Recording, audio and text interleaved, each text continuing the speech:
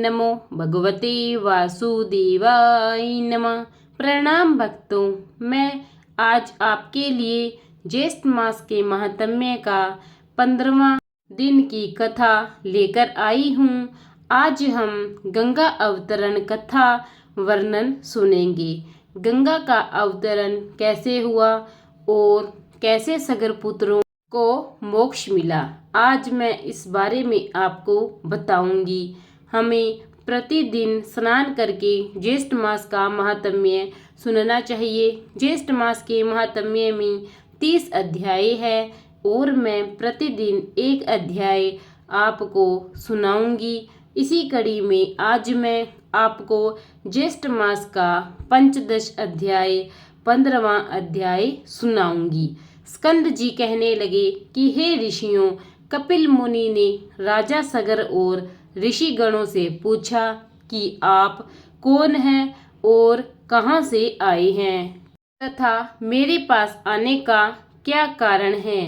तो वह सभी लोग कहने लगे कि भगवान, यह परम धर्मात्मा राजा सगर शोक और दुख से व्याप्त होकर आपके सामने गिरा है। इस राजा के दुख का कारण आप सुनिए।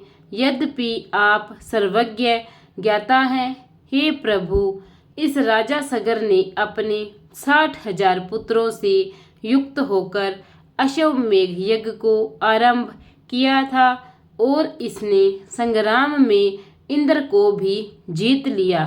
जब यज्ञ आरंभ हुआ और 60,000 पुत्रों और बहुत सी सेना के सहित यज्ञ के अश्व को जगती तल पर छोड़ दिया गया, तब यह घोड़ा फिरता हुआ अकस्मात अदृश्य हो गया। उसके अदृश्य होने पर उन वीरों ने बिल पर्यंत त्रैलोक्य में उसको खोज किया और समस्त पृथ्वी तल के भागों को देखा। उसके पश्चात वे सगर पुत्र वीवर से सैलगन भूग्रह में गए। हे मुनि श्रेष्ठ, इसके आगे का वृतांत हम नहीं जानते। इनकी बातें सुनकर समाधि के द्वारा सब समाचार जानकर कपिल ऋषि बोले कि हे ऋषियों, इस कर्म को गुप्त रूप से करने वाला इंद्र है। इंद्र ने ही यज्ञ के घोड़े को मेरे पास बांधकर स्वयं अपने लोक को चला गया।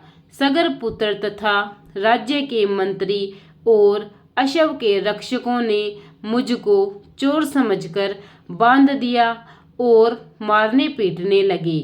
और उसके पश्चात मेरी क्रोधा अग्नि से सब सगर पुत्र आदि जल गए। मैंने उनको जानकर भस्म नहीं किया।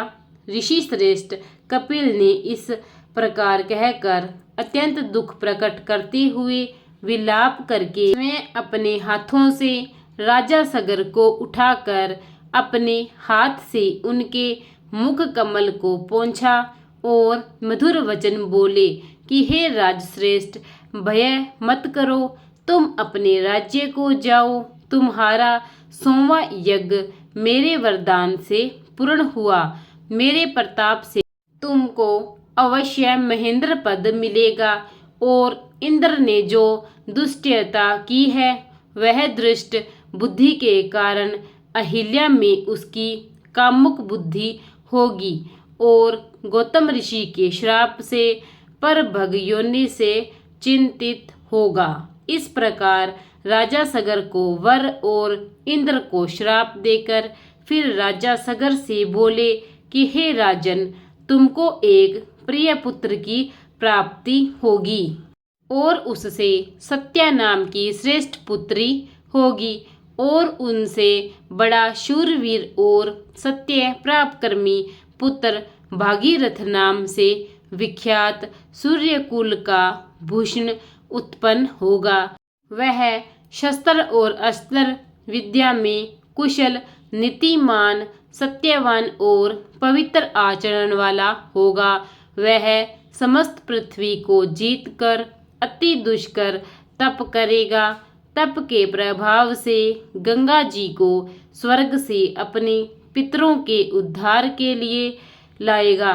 उस गंगा जी के दिव्य जल बिंदु के स्पर्श से आपके पुत्र दिव्य देहधारी हो जाएंगे और तुम्हारे साथ विष्णु मंदिर बैकुंठ लोक को जाएंगे।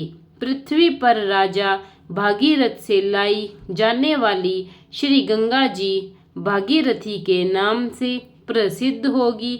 महात्मा कपिल ऋषि के वचन सुनकर राजा सगर ने कपिल देव जी का विधि विधान से पूजन किया और नमस्कार करके अपने नगर को चले गए। इसके पश्चात बड़े कष्ट के साथ कुछ समय बीतने पर एक अच्छे दिन मुहूर्त में सती सुभगा को पुत्र उत्पन्न हुआ। अनेक गुणों से युक्त दूसरे जयंत इंद्र के पुत्र के समान था। वशिष्ठ ऋषि ने आकर उस पुत्र का जात कर्माद संस्कार किया। उसके जन्म के समय गौ दान तथा अनेकों और दूसरे दान देकर अन्य जनों को वस्त्र धन आदि देकर प्रसन्न किया। 12वें दिन उस बालक का नामकरण संस्कार करके उसका नाम भागीरथ रखा और शुक्ल पक्ष के चंद्रमा की तरह प्रतिदिन वह बढ़ने लगा। उपनयन समय आने पर राजा सगर ने विधिवत अपने पुत्र का उपनयन संस्कार किया। वह राजपुत्र 16 वर्ष की आयु के पूर्व ही हाथी घोड़ा रथ आदि समस्त विद्याओं और कलाओं का पूर्ण ज्ञाता हो गया। उसको समस्त गुणों से पूर्ण राज्यभार को सहन करने में समर्थ महान तेजस्वी जानकर तथा मंत्रियों के साथ विचार करके उस सुजन्मा भागीरथ को राज्य सौंप दिया गया। राजा भागीरथ अपने पितामह का राज्य पाकर समस्त भूमंडल पृथ्वी का पुत्रवत पालन करने लगा। इति श्री ज्येष्ठ मास महात्म्य गंगा अवतरण कथा वर्णन पंचदश अध्याय संपूर्ण। प्रेम से बोलिए विष्णु महाराज की जय। आइए अब हम भगवान विष्णु जी की आरती करते हैं। ओम जय जगदीश हरे स्वामी जय जगदीश हरे भक्त जनों की संकट क्षण में दूर करी। ओम जय जगदीश हरे जो ध्यावे फल पावे दुख बिन से मन का सुख संपत्ति घर आवे कष्ट मिटे तन का। ओम जय जगदीश हरे माता पिता तुम मेरे शरण गहूँ मैं किसकी तुम बिने और न दूजा आस करूँ मैं जिसकी। ओम जय जगदीश हरि तुम पूर्ण परमात्मा तुम अंतर्यामी पार ब्रह्म परमेश्वर तुम सबके स्वामी। ओम जय जगदीश हरि तुम करुणा की सागर तुम पालन करता मैं मूर्ख खल कामी कृपा करो भरता। ओम जय जगदीश हरि तुम हो एक अगोचर सबके प्राणपति किस विधि मिलूं दया में मैं तुमको मैं कुमति।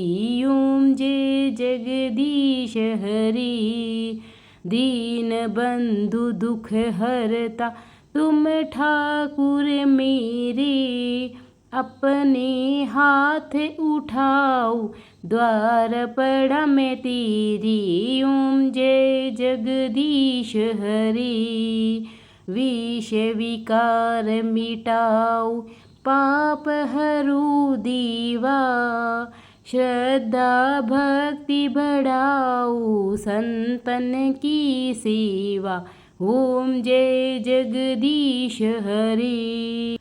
तन मन धन और संपत्ति सब कुछ है तेरा, तेरा तुझको अर्पण क्या लागे मेरा। ओम जय जगदीश हरे। जगदीश्वर जी की आरती जो कोई नर गावे, कहत शिवानंद स्वामी मन वांछित फल पावे। ओम जय जगदीश हरे। प्रेम से बोलिए विष्णु महाराज की जय।